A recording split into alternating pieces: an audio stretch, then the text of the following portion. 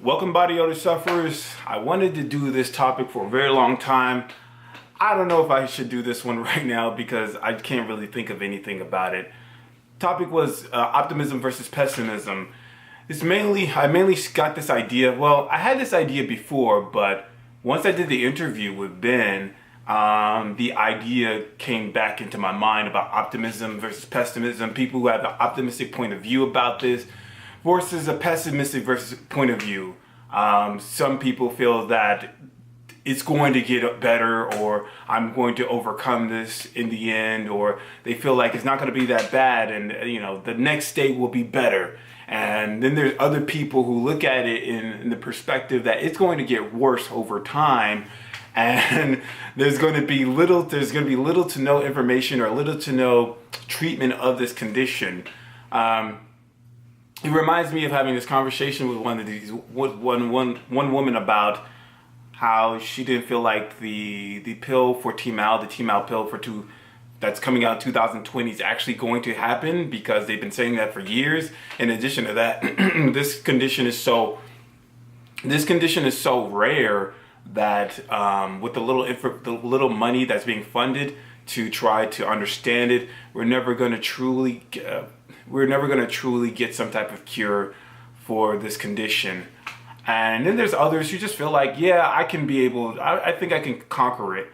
For my position, I always feel like pessimism is the best way to look at things, especially since you don't know what the fuck is going on.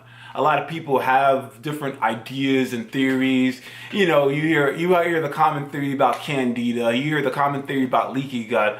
But I don't know if I want to get into that topic, but yeah, I used to believe that in my early 20s too. I had candida and leaky gut, and all I got to do is stick to this diet and stick to it for a year or something like that, and then it will eventually go away. But throughout living with this condition, I realized that it's not just some go away by night thing, or it's not going to take a couple of months or a couple of years. This shit's going to be with you for a very long time.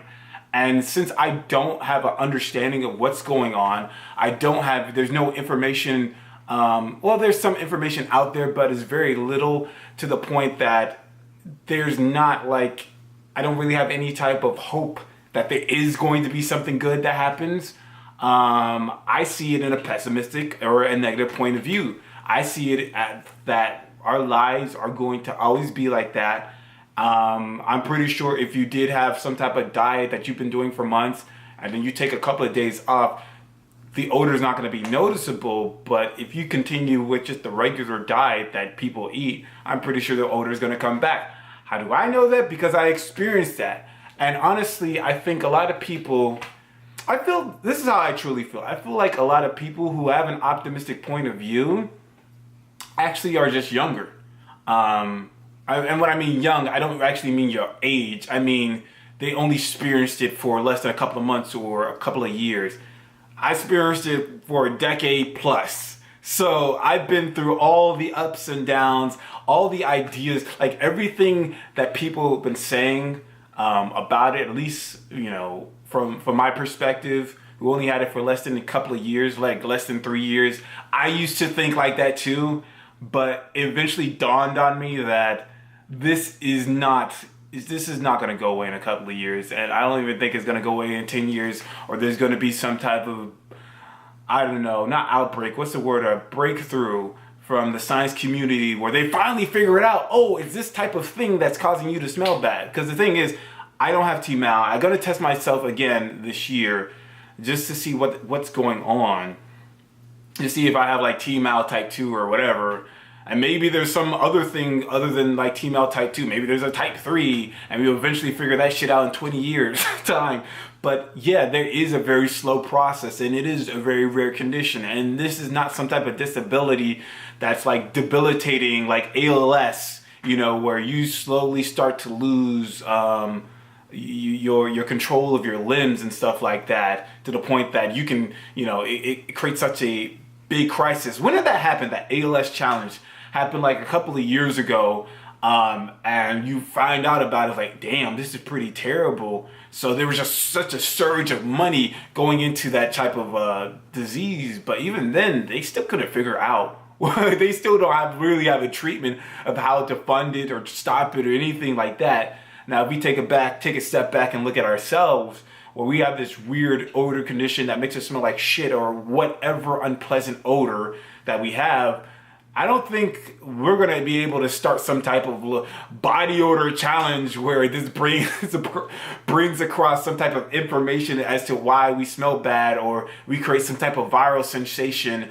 and then this will get all the doctors and scientists to look into our conditions. I think what really is going to happen is that majority of the people, majority of the doctors are just going to naturally assume that you don't bathe that well at all. Or they'll just say, oh, I don't smell anything. Like, that's the common thing that I've been getting. And like I said before, I got it when I was 14. And by the age of like maybe 17 or something, I started to realize, like, all that hope stuff is pointless in my eyes. In my eyes, it's pointless. Because no matter if I am hopeful about the future, if the future is not looking bright, like there's nothing at the moment that indicates that it is going to get better or things are going to look better in my way, or I just have to wait for a couple of moments until something good comes out in the end. I'm just going to naturally assume that it's going to be bad and possibly get worse. Throughout my life, when things got bad, I naturally assume it's going to get worse, or it would just get worse anyways. If I can try to use some type of examples, I mean, I don't know. When I was in high school, I can't really think of a vivid memory right now where something went bad and then it got worse. But I do recall, like, within high school, at the time in high school, I wasn't trying to do a diet. Well, I was thinking about doing a diet, like, at the age of 17, but I was like, I don't have any money coming in. I literally have no job. So I can't eat a vegetarian diet. So I would just eat whatever my mother would give me. And there would be some days where it would just be really bad. And I couldn't explain it. I'm like, what the fuck is going on? And people would be like, oh my God, he smells so bad. And I'm like, I don't know what the fuck is going on. And I would never be hopeful because I feel like being hopeful is delusional in a way. If I have no understanding of what's going on, but I'm just going to be hopeful, like, hopeful for what exactly? There's no indication that something is going to be better. So it's not like I'm completely devoid of hopefulness. I just need something to cling on to feel that, okay, it's going to get better because X, Y, or Z. This is why I feel, in the discussion I had with Ben, he was saying that trying to get funding for TMAL or trying to get doctors or scientists to look at it is completely pointless. I actually disagree, because getting doctors and scientists to look at it gives me hope, because now there are some experts who have a wealth of knowledge about how the human body is compared to just regular us, is going to spend his time trying to uncover this mystery as to why people smell bad. Matter of fact, that's one of the major reasons why we even have TMAL recognized, because there were some doctors, some scientists that took time out their day to figure out what the hell is going on with us. And at least in my perspective, the way I see it is, if we do get more people to look into these matters, eventually the brilliant minds are going to come together and solve it, as opposed to just average people who just try to test things, who try to just take anti-parasite supplements or antibacterial supplements or take probiotics and try to figure it out until one day they feel like, okay, I think I got it managed. No, hearing doctors or hearing funding for projects to look into it is the only thing that gives me hope. But at this moment, since there's a very little lack of information on the thing I have, which I identify as having fecal body odor, I don't really have that much hope, and I'm just going to assume until there's just new information that comes out, or there's some test trials for some magical supplement that will completely remove or eliminate, expunge all the odor that's emanating from my skin or breath, possibly. I don't really have hope for it. And I feel like I'm not even really pessimistic.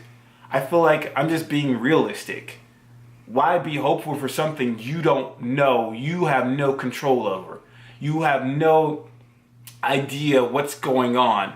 Yeah, you can try tons of supplements, just like many people have, and I certainly have, but doing all these supplements does not guarantee that you will get, I don't know, your resolve, your solution to solve your odor problem. I know for my friend has a very, very weird body odor condition, so she tried to do all the supplements and all this other crap. Like, she tried to take the chlorophyll, the bentonite clay with the psyllium husk, you know, probiotics. I already say probiotics, I'm not sure. She tried to do all those type of supplement things, but it didn't work at all. And her body odor condition is different because her is not really based on the foods that she eats.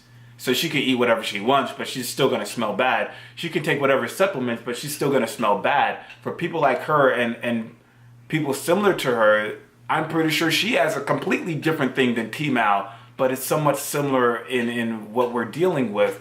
And I mean, she's hopeful too. She's the type of person like, I'm hopeful. I had conversations with her for the last 7 to 8 years.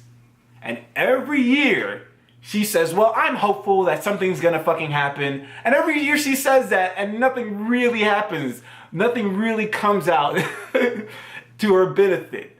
I mean, there have been situations, I could actually have, since I know her for a couple of years, like, there's a lot of things she has done, a lot of things she's tried, and it did reduce her odor to a degree. Like, I remember she took she put like coconut oil over her body and it reduced to a degree, but then for some reason the odor came back. I remember her taking some type of medication to take out the H. pylori bacteria, but then the odor came back. She also used like some type of progesterone, which is some type of natural hormonal thing that's supposed to make you regular during your period, and apparently that worked to a degree, but again, it came back. So if there's not some scientist who has a specific knowledge of what's going on, I don't really have too much hope for it. And I think that's just being realistic, honestly. If you're just hopeful, you really believe that one day you're going to overcome it, or there's going to be some cure, I mean, you can continue to believe that. But I don't know. I just think honestly, I think optimism is being delusional. I think optimism is just pure delusion. You are hopeful for nothing, but you're just hopeful for something. You think that there's going to be something good, but there's no indication that anything good is going to happen. You see what I'm saying? At least that's how I see it. So, as a pessimist, yeah, I think I'm going to have this for the rest of my life until there is one thing that happens. There's one type of information study that comes out, supplement that happens, where there's a scientist that breaks it down and says, this is why this supplement will work, because it will terminate whatever bad thing that is happening in your body and make it normal. That's the only time I will have confidence that something's good that's going to happen. But other than that, I just see things like, we're probably going to have this for the rest of our lives, and there's nothing we can do about it. I mean, with this channel, the reason why I wanted to create this channel is also to bring awareness, and maybe that will do something. So maybe there might be a doctor that might come one day and say, oh, I want to help this guy out, and people like him. But, you know, there's no guarantee that that will ever happen.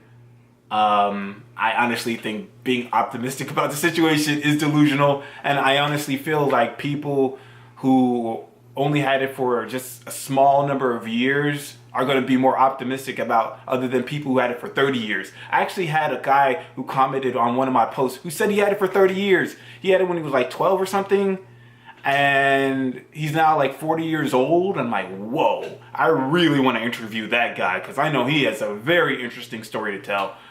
But yeah, I didn't want to make it that long. It's like 14 minutes. I appreciate you for listening. I am out.